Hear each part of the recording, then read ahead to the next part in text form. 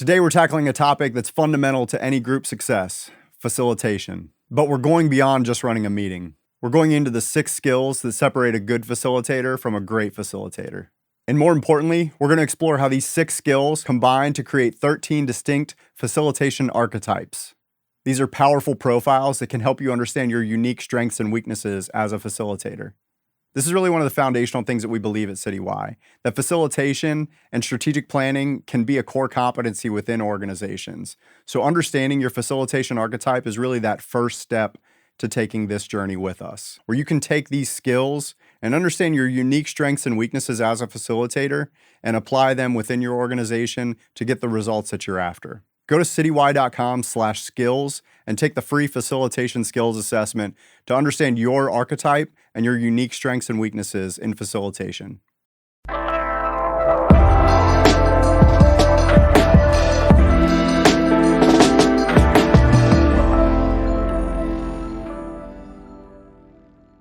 Skill number 1 is active listening.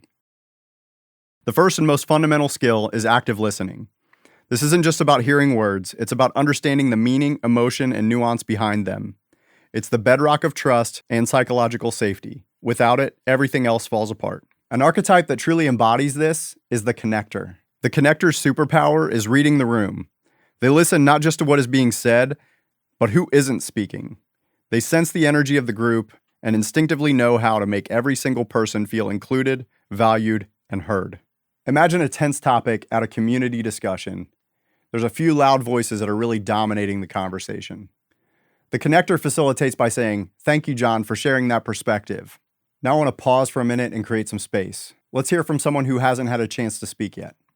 The connector actively scans the room, makes eye contact with quieter individuals, and creates a genuine invitation for them to contribute. They build social cohesion not by force, but by listening so intently that everyone feels safe enough to genuinely participate. Skill 2, process management. Next, we have process management.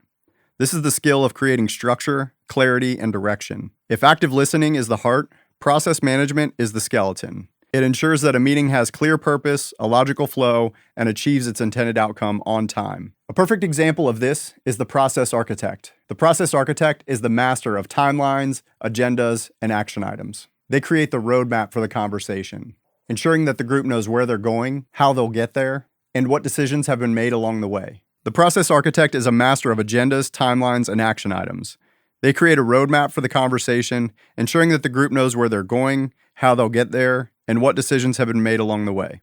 Think of a complex, multi-departmental project kickoff. The process architect starts the meeting by clearly outlining the agenda, the objectives, and the decision-making process on a slide or a whiteboard. As the conversation flows, they meticulously capture key points, decisions, and action items. If the discussion veers off topic, they gently but firmly say, "This is an important conversation for another time. To respect our schedule, let's bring it back to our current objective, which is fill in the blank." They provide the structure that allows creativity to flourish without descending into chaos. Skill 3, inquiry and questioning. Once you have structure, you need to spark new thinking. That's where inquiry and questioning comes in. This is the skill of asking powerful, open-ended questions that challenge assumptions, unlock new perspectives, and guide the group to deeper insights. The archetype that lives and breathes this skill is the visionary strategist. The visionary strategist uses questions not just to clarify, but to inspire. They combine a powerful, curious mindset with high energy to lift a group out of the weeds and get them to think about the bigger picture and the future. All right, so picture this, a nonprofit board stuck in the rut, discussing minor operational issues. The visionary strategist steps in and asks, "If we were to start this organization from scratch today with a blank check and no limitations, what problems would we try to solve? What would our wildest success look like in 5 years?" These types of questions shift the entire energy of the room. Suddenly, the group isn't just managing the present, they're co-creating a new and exciting future full of possibilities. Skill number 4, conflict resolution. Where passionate people gather, conflict is inevitable, and that's okay. The skill of conflict resolution is about turning that friction into a productive force. It's about creating a space where disagreements can be safely explored and resolved constructively. This is the domain of the resolution weaver. The resolution weaver has an incredible talent for listening to conflicting viewpoints and masterfully finding a thread of common ground. They don't just de-escalate tension. They synthesize disparate ideas into a new, consensus-based path forward that everyone can feel good about. All right, so we've all seen this. We've got 2 department heads in a stalemate over resource allocation. The conversation's getting tense, and the resolution weaver steps in and says, let's pause. I'm hearing from Department A that speed is a top priority, and from Department B, I'm hearing that quality is a non-negotiable. What if our goal wasn't speed versus quality, but how can we achieve the quality that we need at the speed that the market demands?